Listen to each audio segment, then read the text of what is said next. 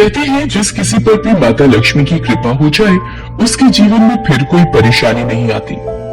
माता लक्ष्मी स्वास्थ्य, संतान, धन, वैभव तथा सौभाग्य प्रदान करने वाली देवी है।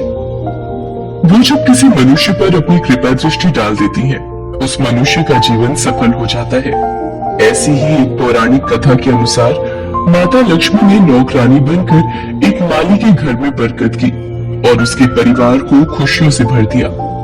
एक बार की बात है, भगवान विष्णु का मन शेषनाग पर बैठे बैठे बहुत उदास हो रहा था।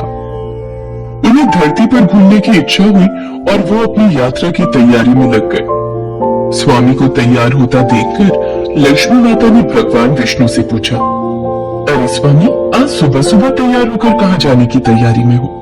देवी लक्ष्मी, पता नहीं मन कुछ उदास है, इसलिए मैं धरती लोक पर भ्रमण करने जा रहा हूँ। हे देव, आप धरती पर भ्रमण के लिए जाएंगे तो आपके बिना मेरा मन भी नहीं लगेगा। क्या मैं भी आपके साथ धरती लोक पर भ्रमण के लिए चल सकती हूँ? ठीक है देवी लक्ष्मी, पर उसके लिए तुम्हें मेरी एक शर्त माननी होगी। तुम धरती पर पहुंचकर उत्तर दिशा की ओर नहीं देखोगी। ठीक है स्वामी, मैं धरती पर पहुंचकर उत्तर दिशा में नहीं देखूंगी।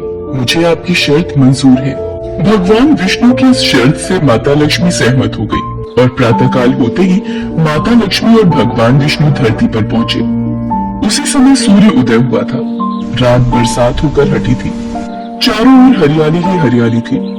धरती की सुंदरता को देखकर माता लक्ष्मी अत्यंत प्रसन्नचित हुई और भगवान विष्णु को दिया वचन भूल गई। माता लक्ष्मी धरती को देखती देखती कब उत्तर दिशा की ओर देखने लगी उन्हें पता ही नहीं चला। धरती का वातावरण देखने में कितना मनमोहक है और वो फूलों से भरा खेत। ये तो कितने सुंदर फूलों से सजा हुआ है। मैं ये फूल यदि तोड़ लूं?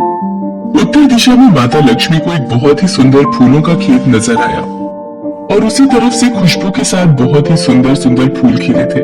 ये एक फूलों भरा हुआ खेत था।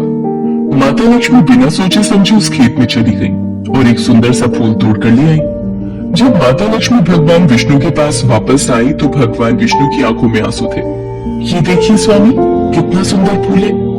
अरे स्वामी, आपकी आंखों में ये आंसू क्या हुआ? स्वामी, क्या मुझसे कोई गलती हुई है? बताइए स्वामी। देवी लक्ष्मी, आप मेरा वचन याद नहीं रख पाई। शर्त के अनुसार आपको उत्तर दिशा में नहीं देखना था और साथ ही साथ आपको ये भी सोचना था कि किसी की कोई भी वस्तु को कभी भी किसी से बिना पूछे नहीं लेना चाहिए। स्वामी, मुझसे भूल हो गई, मुझे क्षमा कर दीजिए। देवी लक्ष्मी, आपने जो भूल की है उसकी सजा आपको जरूर मिलेगी। जिस माली के खेत से आपने बिना पूछे फल तोड़े हैं, ये भी एक प्रकार की चोरी है। इसलिए देवी लक्ष्मी, आप 3 वर्ष तक माली के घर में रहेंगी।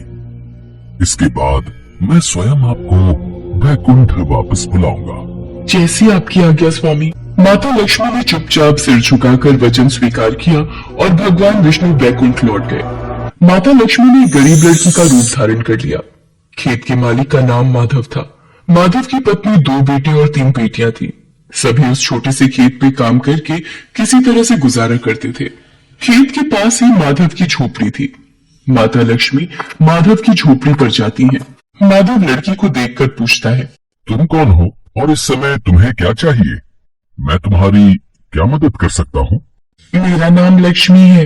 मैं एक गरीब लड़की हूँ। मेरी देखभाल करने वाला कोई नहीं। मैंने कई दिनों से कुछ भी नहीं खाया। मुझे कोई भी काम दे दो और मैं तुम्हारे घर का काम भी कर दिया करूंगी। बस मुझे अपने घर में एक कोने में आसरा दे दो। माधव बहुत ही अच्छे दिल का आदमी था। उसे लड़की पर दया आ गई। वो लड़की से बोला, देखो बिटिया, मैं तो बहुत ही गरीब माली हूँ। मेरी कमाई से मेरे घर का खर्च बड़ी मुश्किल से चलता है। लेकिन अगर मेरी 3 की जगह 4 बेटियां होती तो भी मैंने ही गुजारा करना था। जैसा रूखा सूखा हम खाते हैं वही खिला सकता हूँ। यदि तुम मेरे यहाँ यही रूखा सूखा खाकर खुश रह सकती हो तो अंदर आ जाओ।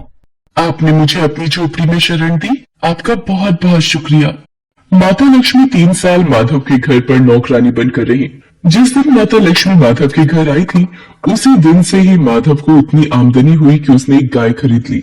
अजी, ये नई गाय खरीद लाए, ये तो बहुत अच्छा हुआ। आज तुम्हारी आमदनी बहुत अच्छी हुई। सरला, सब माता लक्ष्मी की दया है। माधव, मैंने कोई चमत्कार नहीं किया। ये सब तुम्हारे दयालु स्वभाव का ही फल है, जो आज तुम्हें प्राप्त हुआ है। तुमने तो मुझे एक गरीब लड़की समझकर अपने घर में शरण दी है। धीरे धीरे माधव की आमदनी अच्छी हो गई। उसने जमीनें खरीद ली और फिर एक बड़ा पक्का घर भी बनवा लिया। सारी सुख समृद्धि, गहने, कपड़े, जेवर, सब कुछ अब माधव और उसके परिवार के पास था। लक्ष्मी माधव के घर और खेत में काम करती रहती थी। एक दिन माधव ने सोचा, मुझे ये सब इस लड़की लक्ष्मी के आने के बाद मिला है। जब से ये मेरे घर आई है, मेरी किस्मत ही बदल गई है। माधव लक्ष्मी के बारे में सोच में ही था कि एक दिन जब वो अपने खेत से काम खत्म करके घर आया, तो अपने घर के सामने द्वार पर एक देवी स्वरूप गहनों से सजी एक लड़की को देखकर हैरान रह गया। उसने ध्यान से देखा। अरे, ये तो मेरी मुंह बोली बेटी यानी लक्ष्मी है क्या? ये तो साक्षात माता लक्ष्मी है। सरला, सरला, बच्चों के साथ बाहर आओ। माता लक्ष्मी स्वयं हमारे द्वार पर आई है। माधव का पूरा परिवार बाहर आ गया। सब हैरान होकर माता लक्ष्मी को देख रहे थे। माता लक्ष्मी, हमें माफ करना। हमने अनजाने में आपसे अपने घर और खेत का काम करवाया। माता, हम आपको पहचान नहीं पाए।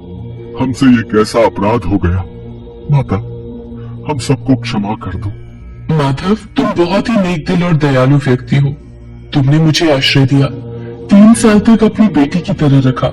इसके बदले मैं तुम्हें वरदान देती हूँ कि तुम्हारे पास कभी भी खुशियों की और धन की कमी नहीं रहेगी। तुम्हें सारे सुख मिलेंगे जिसके तुम हकदार हो।